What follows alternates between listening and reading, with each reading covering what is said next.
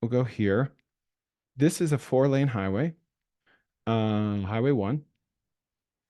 And the main office is right here on the west side of the highway. And it's very, because I didn't see the sign when I first pulled in, and that kind of gave me dollar signs because every time I see a park on a busy road without a sign, it's like, what are you thinking? Why are you even on this busy road if no one knows you're here? Then when I left the park, I looked closer and I could see that there actually was a sign um, right up there. So the owner's name is Danny Lawler, and he has this really big auction business. And he has this business on his property. So he'll be moving his car, impounded police vehicles. We get to keep the buildings, of course, but he's moving his auction business off the property. And his signage really reflects that. You can't even really see these. Really, it's just God's country. I don't know what Gavel Falls is. I don't know if that's a competitor or what. But that's his tiny little sign. And so one of the first items of business is going to be to change that, to make a very big billboard here. Um, the this kind of goes hand in hand, but the park is like it has a Shreveport address, but it's not in the city limits of Shreveport. It's in the city limits of Blanchard, which is a really small town. So when I visited the park, the mayor of Blanchard was there, and he was basically selling us on annexing into Blanchard because he would like our tax revenue, and he said in exchange we will give you full zoning, do whatever you want with regards to zoning. We'll speed up the approval process, yada yada yada. And so we'll be able to put a really big billboard on our property that advertises this beautiful property. So if I go out of Street View, you'll see you pull in here and there's a gate with a keypad. This guy has security locked down. So gate with a keypad, and then you've got it's all cement pad sites, which is pretty hard to find. Even at our parks, there's a lot of gravel. You pull in here through the back. This is a mobile home right here that he rents for like $2,300 a month. So we will own that. I don't know how he fetches that much, but this is this is where you go to check in. This is like an overhead awning where you can park, get out of the sun. Um, and there's like a fishing store in here, kind of like a general store. And then you pull in even more, and then this is a big game room with like 12 pool tables and arcades. No kids allowed. And a lot of times we see these and it's like, all right, does anyone actually use this? And he said, yes, it stays very busy. And then these are the police impound vehicles from his auction business that he'll be moving. So you keep pulling back and you've got more pad sites. I don't remember what this building is here. Then you have a pool, which is really nice. Let me see if I can. No, I can't pull that down. Um, you got a nice community pool, more pad sites. And I don't know if you saw on Twitter, but he talked about how he has some of these pad sites are covered and they fetch $500 more per month. You go back here, and this is a $100,000 kids play area. Like it's really, really nice.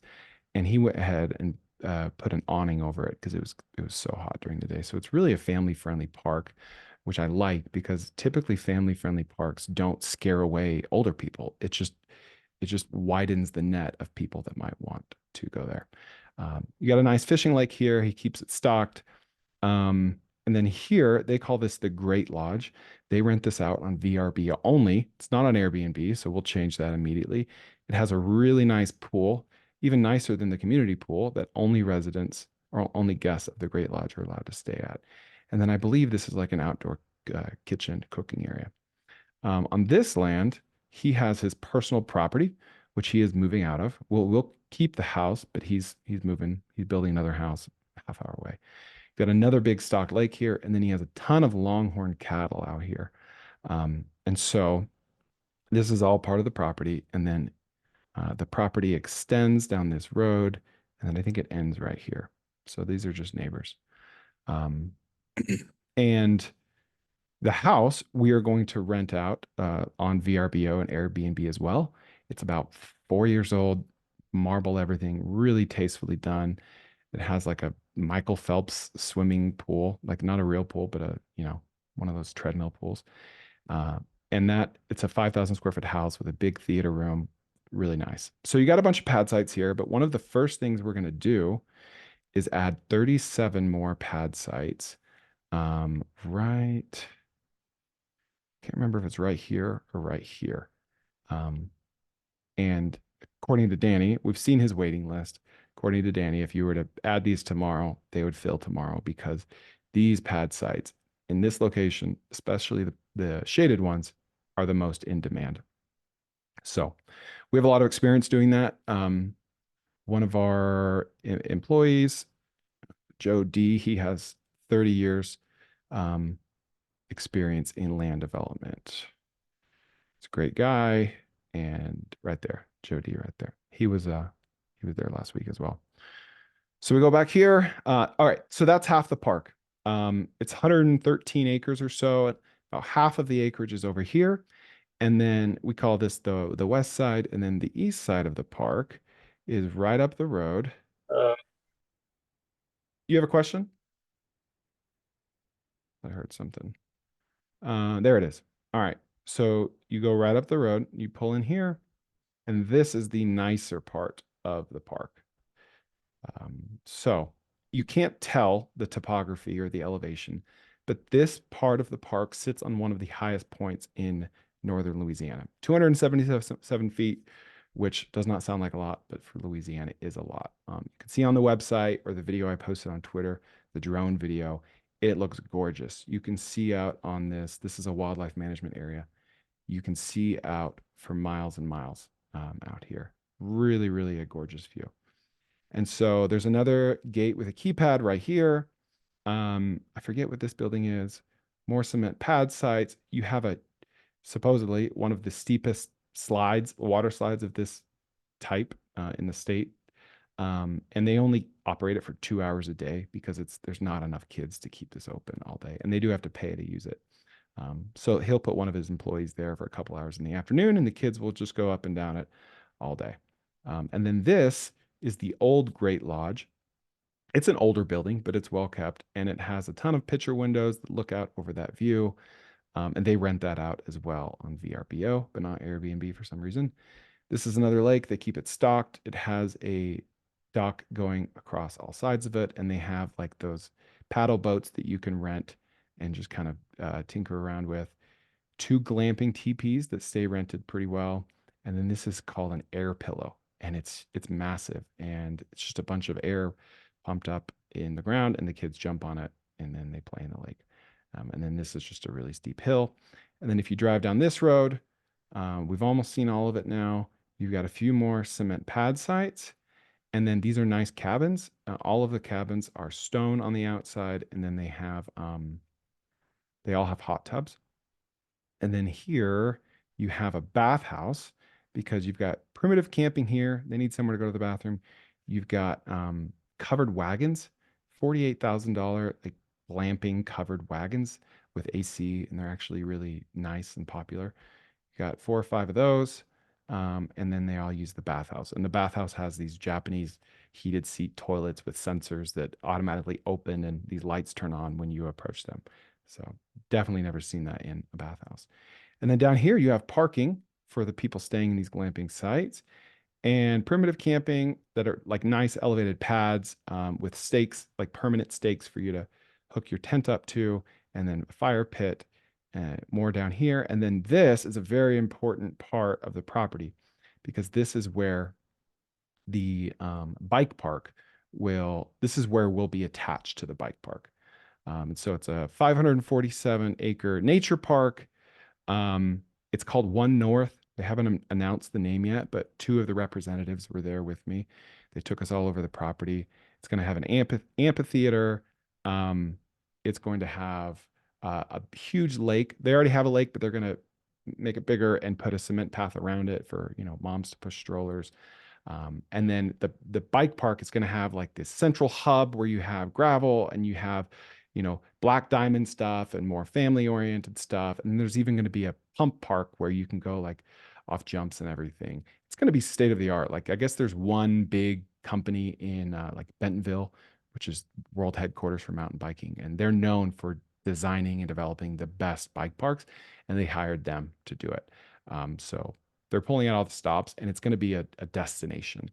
And our park will literally be the only lodging attached to the bike park. So the entrance of the bike park will be, I believe it's called One North because it's on Highway 1. So yes, I believe Fish Lake. I think this is the lake that they're expanding. Yeah. So the entrance of the park will be right here on the highway. And they're going to expand this lake, make it bigger, put the path around it. And then this is a steep incline. They're going to put the amphitheater for music events right here. And then there's nothing around here. There's nothing. And so when there's trail races or ultra marathons or bike races or anything, um, if you don't have an RV, that's fine. You can stay in a cabin. You can stay in a glamping teepee or a glamping wagon. This will be the only place that they could stay that is literally connected to it all. So they're very excited to have us because they think that we will increase the occupancy of their park and vice versa. It will be a free park, funded by the Louisiana Wildlife Commission and the state, and I don't remember what he said, but we're very, very excited about that because I did not even know this was going in. So it'll be 23 miles of trails. First 6 miles are going in this year, but they're rolling it out in 7 phases, and it won't be completely done for 5 years, they say. So if you guys have any questions so far, you can go ahead and leave them in the comments, and I'll get to those. This is kind of the first section of the webinar that I wanted to touch on. I'll go ahead, while you leave those comments, I'll just kind of zoom out here. This is Shreveport. You've got about 250,000 people up here in Texarkana. That's 58 minutes away. Shreveport's 19 minutes away. Longview and Tyler are, an hour and a half-ish away. And then you've got, of course, DFW, a good 3 hours away. So every time we go to Disney or the beach, we always go through Shreveport. So it would make a lot of sense for us to stop over and stay there in our RV. Yeah, so let me go. Got a couple comments here. Oh, okay, Gavel Falls Campground just redirects to God's Country. Interesting. I wonder if that was an older name. Is the mountain biking park a multi-day activity? Not super familiar with it. It doesn't have to be, but it can be. So there used to be a bike park in Shreveport. There was just one, and it was really popular, but it was privately owned, and so they ended up just developing it and putting homes on it. And so there really are no bike parks in this area, and mountain biking is actually more popular than you'd think in this area because northeast Texas is pretty hilly. There's a lot of pine trees, and there's just good topography for it, but there's not a lot of supply. So you could easily, like Bentonville, people go to Bentonville from all over the world and they'll stay for a week and they'll just hit all the trails. I'm not saying it'll be anything like Bentonville because in Bentonville there are dozens, if not hundreds of awesome trails. But it will justify, like 23 miles is quite a bit of track. People staying there for multi-days or just going there for a day for a race or for an afternoon. Funding and closing timelines. So the closing date for the park is the 15th. We thought we were going to have to push that, but because we didn't have the appraisal back as of 2 days ago, but we got the appraisal back this morning, and it was $676,000 above our purchase price, which was always a good, nice surprise. So that's just kind of baked in equity for the GPs and the LPs on day one. So to go back to your original question, July 15th is the closing date. It might be pushed a week just because that's how things go a lot. But we like to get all the funds in with a few days to spare, just to be safe. But it seems like investors are always kind of stragglers and we always push up against the last minute, but we try to avoid that. So, all right. So I touched on this article about the nature park, and I'm going to go to the deck now. So I imagine you've already seen this. Oh, we've got another question. Can you share the returns the other parks in close proximity have? IRR and MOIC. So I will have to email that out because I don't have that prepared right now. But Anders, I commit to, I'm emailing this webinar out to everyone, whether they're here or not, anyone that RSVP'd. So I will include the answer to that as well. So I know I can tell you that Nattlebany, which is the park right, let me just do this. I don't know if I'm spelling that right. I know the city it's in.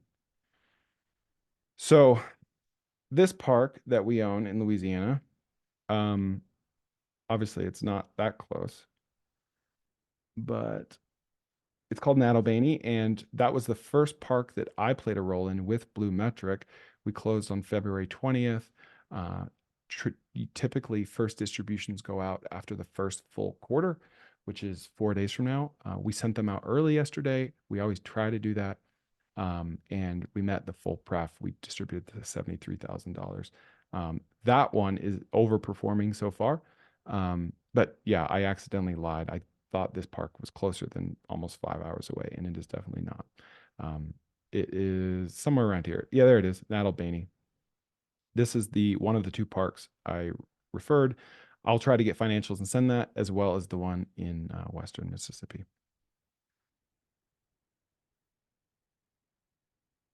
Oh, thanks for linking that, Jeff. All right, so I'll go to the deck. Um, that's a picture of, this is the second, the east side of the park that I showed you. There's the air pillow down there, this big steel buffalo that looks really cool. And then the bike park entrance is down there. So it's a $6.5 million raise. We're also borrowing 6.5 million. As GPs, we are putting in collectively 10%. That's the same with every deal. The debt terms on the deal, it is floating rate, but with a ceiling and a floor. So even at the ceiling, the numbers still work. It's 7.75% today with a floor of 5% and a ceiling of 9%. So we're borrowing 6.5 in debt and 6.5 in equity, which will cover more than all of the value add that we're doing. So we've never done a capital call, and we try to raise more than we need so we don't ever have to do a capital call. 10% preferred return, which is at the high end of what we normally do. We're doing that because this is a higher fundraise than what we normally do. Our biggest fundraise ever was a couple months ago, the park outside of Glacier National Park in Montana. That was a $6 million raise, and it is performing exceptionally well so far.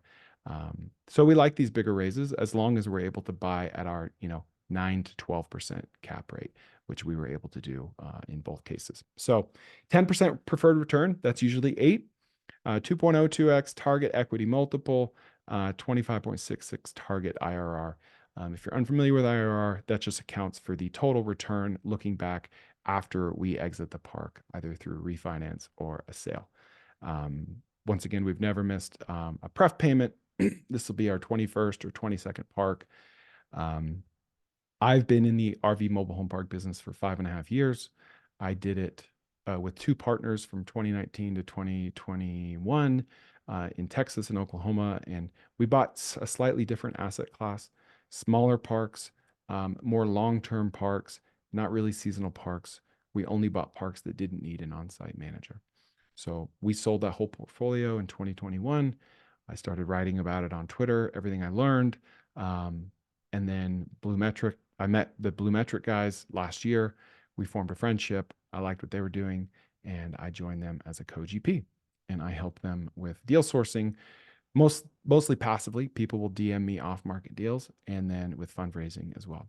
So I don't play an operational role there, but I'm talking to operations on a weekly basis, mostly so I can find out how these parks are doing, because I like to. They send quarterly updates. Blue Metric does to everyone. I like to send monthly updates to people that invest through me, just because transparently, when you over communicate to investors, they tend to reinvest more often. And so I like to do that. Quarterly distributions, usually it's the first full quarter after we close. If there's a lot of value add taking place up front, then it can be later than that. But you always know going into it when the first distributions will be. And I'll get to that on this park here in a moment. There will be 50 plus, sometimes closer to 62% bonus depreciation in year one. That goes to investors first. There has been recent legislation that will drop that down starting 2025. And so that stinks, but it is what it is. I'm going to skip over some of these decks that are just kind of informational. This talks about the location of God's country, which I already touched on. 89% occupancy rate. That's a blended rate between the short-term rentals, the cabins, the glamping, and the RV pads. The RV pads have closer to 100% occupancy rate, and the glamping and cabins have closer to 60% occupancy rate, which is the main reason why we're prioritizing expanding the pad sites as opposed to more cabins or glamping. But we think that once we add everything to Airbnb and Hip Camp and Camp Spot, that will be an immediate lift in occupancy. But we're not really accounting for that in the underwriting. That will just be a kind of a bonus. Okay, so revenue per site, 11,500, which is a great number because it typically costs, if we were to build a park from scratch today, between 15 on a very, very low end to 35 grand per pad to build new pads. So when you have 12,000 revenue per site per year, that's a pretty quick payback period. We're going to add 75 RV sites in total over the next 5 years, assuming that's going to be in phases, assuming that the phases go well and that we're being able to keep them mostly occupied. That will more than double the NOI of the park today. We've got someone joining. The debt service coverage ratio, DSCR, is 1.57 today. We project that to be closer to 3 by year 3 because most of the value add will be completed by year 3. Danny, the pride of ownership and attention to detail that we see in his park, you know, with the keypad at the gate and the heated toilets and all these intangibles, the grass staying cut, that is also shown in his record keeping and his financials. So he has very clean records, which is very appreciated. Occupancy, proximity, nearby attractions. I already talked about all that. That's the game room, glamping teepees. That is the playground before he added the shade cover, the pool, the kids' play area, the pool tables. This just kind of talks about the high level of the park, Shreveport. This is kind of what our whole strategy is at Blue Metric. We don't outsource our management. We're all vertically integrated. We don't outsource our development. Of course, we use subcontractors, but Joe D is a full-time employee of ours. And that's a very big part of our strategy, is to buy properties that have vacant land and strong occupancy and for marketing, right? Those 3 ingredients are the recipe for success. Increase the marketing, increase the pad sites, increase the occupancy, and with more pad sites, more NOI, hopefully. That's just kind of an org chart. This talks about the RV sector and how it's been growing. There's been a lot of trends in, post-COVID trends that shows the pendulum kind of shifting away from being indoors, the pendulum shifting away from being on our phones or on screens all the time, and people are getting out more. National parks are swamped more than they ever have been, and that is not going away. State parks are swamped. So we like buying parks that are near state parks, near national parks, near a major lake, not just any lake, but a big attraction lake, or at least on the way to those things, which is similar to what Buc-ee's does, actually. This is why we like RV parks. Everything's getting rolled up by private equity. Everything will be rolled up eventually. I just heard a podcast about the guy that rolled up 53 music schools in Denver, sold it for $42 million. Nothing is immune from the roll up, and RV parks are certainly no exception. We like this size of RV park a lot because it's kind of in the messy middle where you've got retail buying, $0 to $2 million parks. You've got Blackstone, private equity. They've been in the mobile home park game for about 10 years. They're starting to get involved in the RV park game, but they don't spend $6 million at a time. They really don't even spend $10 million at a time. They buy really, really big parks. So we're kind of in that messy middle where we're able to get good cap rates. And it's been strong. It's been strong for a while. It won't last forever, of course. Nothing ever does.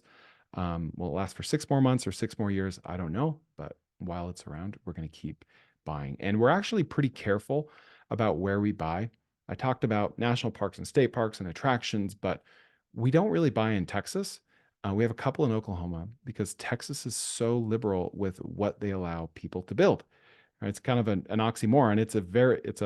Especially the rural parts of Texas is a very red state. And so they're very open to zoning. And if you've ever driven through Houston, you'll know what I'm talking about. Texas is loose with zoning. And so we're afraid that if we just looked at a deal in Abilene, Texas, that was a 13 cap in a big park, really nice. And we passed because we could literally have three competitors right next door by the end of next year. And that scares the crap out of us, frankly. So we're trying to buy in supply constrained areas that will be supply constrained in the near future. We're not against Texas. If we were to find an RV park within city limits that had already grandfathered in that park, it's easier to find mobile home parks like that than it is to find RV parks, unless they're long-term RV parks. And we're really more after parks that could be long-term as a hedge against a down economy, but that are more seasonal and or short-term. This is our track record. It's a little outdated. John, my partner, the founder of Blue Metric, has been in commercial real estate either as an investor or as an attorney for 20 years. Undergrad at Duke, law school at Michigan, smart guy, been involved with several startups. Fun fact, he's one of the founders of Mental Floss, which I didn't even know until we drove to Shreveport together last week. Good guy, smart guy. And then I've been buying real estate in some form or fashion for 15 years. I started in college buying single family in Tuscaloosa, Alabama, and Huntsville, Alabama, and then I moved to Texas. Bought my first RV park in Kiowa, Oklahoma, population 732. Learned a lot of lessons the hard way. So I've only been in the RV mobile home park space for 5.5 years, but I've been in real estate investing for about 14 or 15. So we/Blue Metric have bought about $50 million worth of parks, and they're worth today, over the last 21 months, and today they're worth between 80 and 90 million.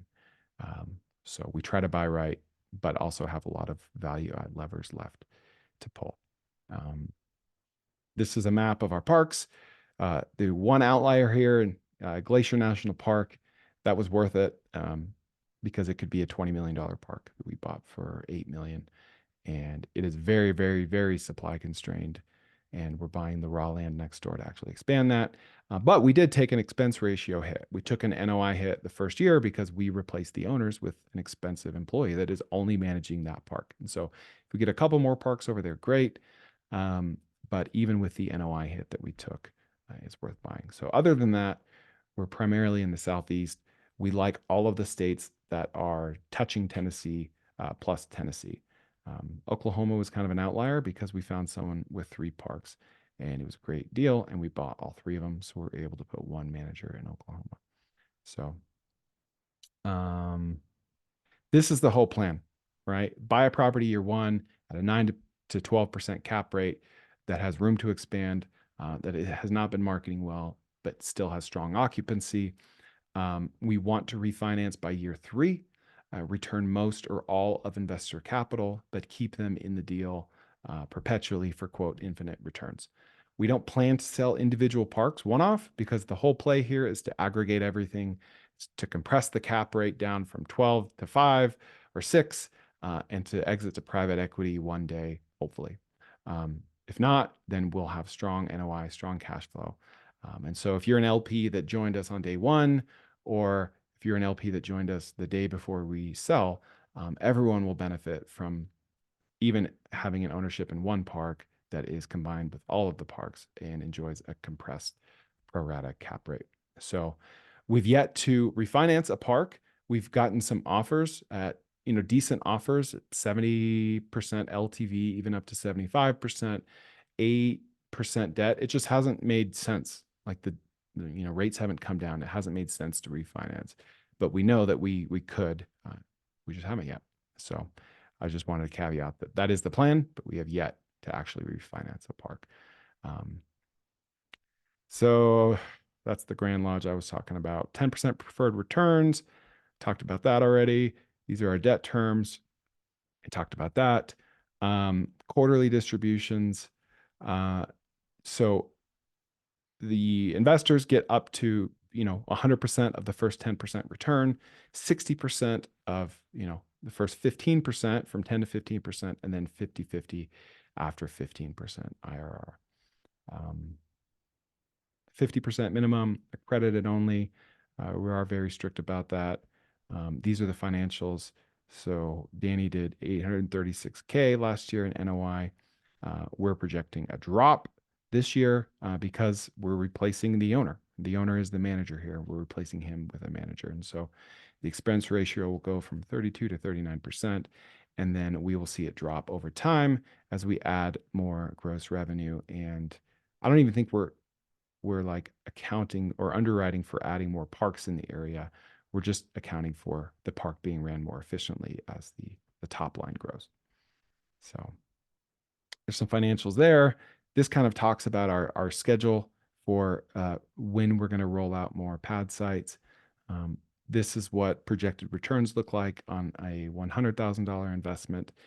You can see the refinance pop right there.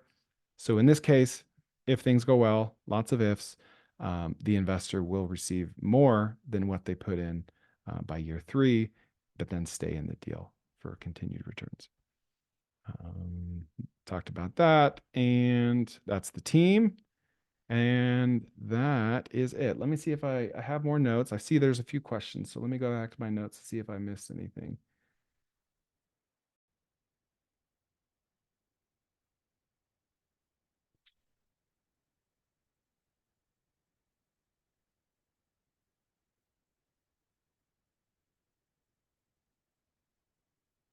So yeah, we're also not accounting for occupancy increasing because of the bike park. Like that's not in the financials, it's not in the projections. The projections look like our other parks projections. We're just banking on our playbook. We've never bought a park that was about to have a bike park go in next door. Maybe the bike park really doesn't affect things much. Maybe it's a dud. So we're not accounting for that in the financials, but we're fairly confident that it will affect our occupancy in a good way. Yeah, I think that's all I have. So let me go to the questions here.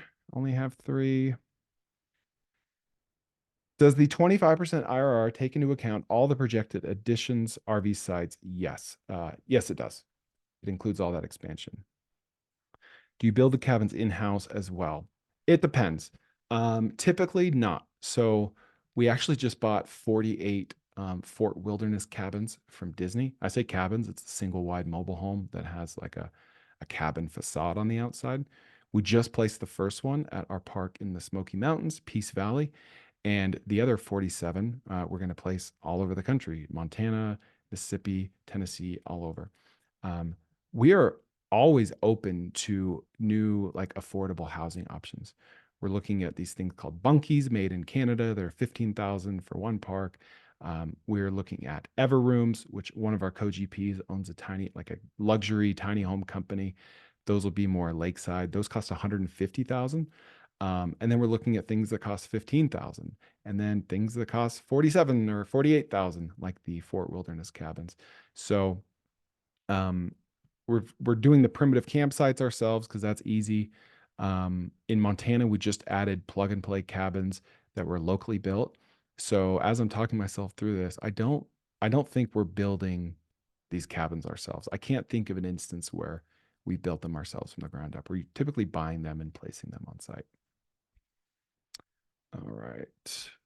What are the main risks with this property? What would be the IRR in this scenario? Great question. So the biggest risk that we see in all of our properties is CapEx and expense ratio being not what we project. So we did have the second park we ever bought is called Newport. It was we were not thorough enough on our electrical inspection. And we ended up having to close a third of the park because the electrical was insufficient. We thought it was 50 amp, it was 30 amp. And so that the repairs were, $20,000, $30,000, which didn't completely ruin everything. But what really hurt our pro formas were closing down a third of the park for months. And so we've since been much more thorough on our electrical inspections. That's the biggest miss that we've had. Of all the parks in our portfolio, we don't have any that will be like a complete loser. Um, the Newport Park is behind projections on the NOI, but the investors will still come out ahead in the end. We're turning it around. But all that to be said, there's always a risk with the septic or wastewater treatment plant, whatever it is. Like one of the biggest questions that we have to fix or answer when we buy a park is how do we get the poop out, right? Like that is always one of the biggest problems. If it's on city water, great. If it's on well water, that's usually fine too. Um, Waste is always an issue. Expense ratio not being what we expect is an issue. Um, Owners not disclosing everything and us not learning things until after we buy the park. That's an issue. Things that are not issues that we find in other asset classes, we don't really have occupancy issues in any of our parks, which I really like that not being a core risk. It's of course a risk. You could always happen. Usually it happens when you buy a park and the new supply enters the market, which is what we're trying to control for. The great thing about this asset class is that when the economy is strong, you have more people buying RVs, more people traveling, therefore more short-term tenants. Short-term tenants are much more profitable, especially when you already have a park manager on site that can manage them. Or if you're already paying someone to manage them, then you want as many nightly tenants as you can have, because they pay 60 to 100 a night, whereas a monthly tenant will pay 700 for a month, right? So 3 times the gross revenue from a nightly tenant. So things are really good when the economy's good and you have more profitable nightly tenants. When the economy sours, which eventually, of course, will, people are buying less RVs and they're living in their RVs full time, which I think most Americans don't even realize how many millions of Americans live in their RVs for years at a time. That's why long-term RV parks exist. And so when the economy sours, then you can convert, and I use that word very loosely because there's no conversion process that happens. You just naturally attract more tenants that want to stay on a monthly basis. And in that case, you're more primed to have good occupancy because you have all these amenities that are pointed towards short-term tenants, whereas a more um, uh, like a long-term park down the road that was more geared towards long-term park tenants, they don't have all those amenities because typically long-term parks don't have as many amenities. And so it's a hedge against the economy. Natural disasters, those are always a risk, of course, especially in places like Louisiana. Flooding, of course, is a risk, but we have insurance that protects us, of course, against damage, liability, and loss of income for up to a year. And so all that to be said, the biggest risks are usually CapEx related and OpEx related. And what would the IRR do in that scenario? It would just be lower than projected. I don't know exactly what it could be. It could be a wide range of things. Anders says, what rate projections are you making for the refinance in year 3 and the sale in year 5? Rate projections you make for the refinance in year 3 and the sale in year 5. That's a good question. I think I'm almost positive we're not underwriting for big rate drops. I believe we're underwriting for 7 to 9% rates at refinance. Year 5, yeah, I don't think we're projecting anything for year 5 with regards to rates being higher or lower. We think the most likely scenario is just a total buyout because that's what we've seen happen in the industry. All right. Well, I don't see any questions. I'll give you guys another minute or so to ask them. But if you are interested, I put a link at the top of the comments to the investor portal. You can make an account. You can show a soft commitment. There's no obligation to invest until you've signed all of the PPMs and loan docs. You can find the PPNs and loan docs in the portal as well. And you can email me, chris@cofounders.com, with any questions. Would love to have you at the in-person tour, 8 a.m. next Saturday, July 7th, I think. I will be there with Danny, the owner. And yeah, we can go from there. I will also email this out to everyone if you want to, someone's a total weirdo and wants to rewatch this. Jeff says, when you sell in 5 years as a bundle to PE or someone else, how is the return for this specific park expected to be calculated? Some cap rate calculation, yes. So what we've seen, and this is kind of an assumption because we don't have anyone with an offer right now, but what we've seen happen in the industry to others is you basically assign a cap rate to the whole asset, and then that cap rate carries down on a park by park basis. And so it would be a very tedious process of taking all the parks and saying, all right, this investor put in 50 grand into this park. This park now enjoys a 6.5% cap rate because it's part of everything. And so this investor, his ownership is 1%, yada, yada, yada. His return would be X, Y, or Z. So if there are no other questions, thank you for joining. If this is part of a big winner and there's another one as a moderate winner, this park will have a lower return potentially.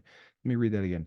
So if this park is a big winner and there's another one as a moderate winner, this park would have a lower. Yeah, I mean, yeah, honestly, it's just going to be an average. That could happen, but obviously, if we had one loser in the portfolio, it wouldn't move the needle as much as if you were invested in one park and it was a big winner and the other 20 or 30 were all losers. That would, of course, that would drag you down. That is a downside. Yeah. Okay. Well, thank you all for joining.